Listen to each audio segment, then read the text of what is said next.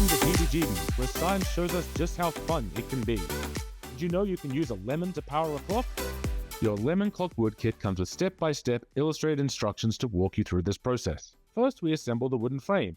It should be fairly easy, but if some parts feel tight, you can use the small piece of sandpaper to make the fit smoother.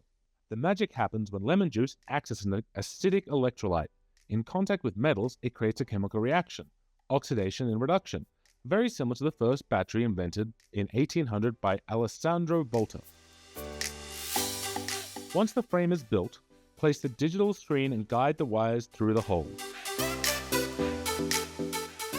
Then connect the wires to the copper and zinc pieces in the correct order. And here's the battery, a lemon cut in half.